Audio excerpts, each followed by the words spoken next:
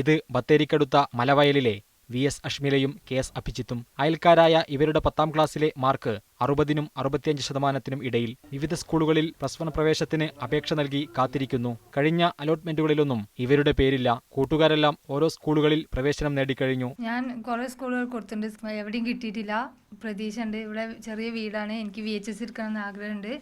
VHS എടുത്തിട്ട് അവിടെ ജോലി ചെയ്യണമെന്ന് നല്ല ആഗ്രഹമുണ്ട്. അതുകൊണ്ട് എവിടെയും കിട്ടാത്തത് കൊണ്ട് ഇപ്പോൾ ക്ലാസ് മുടങ്ങി. എല്ലാ കുട്ടികൾക്കും ക്ലാസ് തുടങ്ങിയിട്ട് എവിടെയും കിട്ടാതെ പ്രതീക്ഷയോടെ കാത്തിരിക്കുകയാണ്. വലിയ ഫീസ് നൽകി കുട്ടികളെ പഠിപ്പിക്കാൻ രക്ഷിതാക്കൾക്കും സാധിക്കുന്നില്ല. സർക്കാർ സ്കൂളുകളിൽ പ്രവേശനം ലഭിച്ചില്ലെങ്കിൽ എന്തു ചെയ്യുമെന്ന ആശങ്കയാണ് ഇവർക്കുള്ളത്. നമുക്ക് ഫീസ് കൊടുത്ത് പഠിപ്പിക്കാനുള്ളൊരു അവസ്ഥയല്ല ഇപ്പോൾ. അതുകൊണ്ട് എല്ലാ അലോട്ട്മെൻറ്റും നോക്കിക്കൊണ്ടിരിക്കുകയാണ്. ഇപ്പോൾ എവിടെയെങ്കിലും കിട്ടുന്നുള്ള പ്രതീക്ഷയിലാണ്.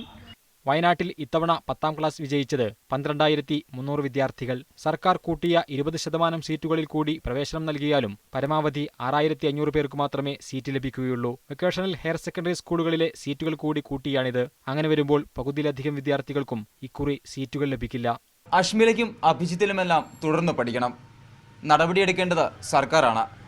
ക്യാമറ പേഴ്സൺ അനിലും ബഷീറിനൊപ്പം മനേഷ് മൂർത്തി, മീഡിയ 1, വയനാട്.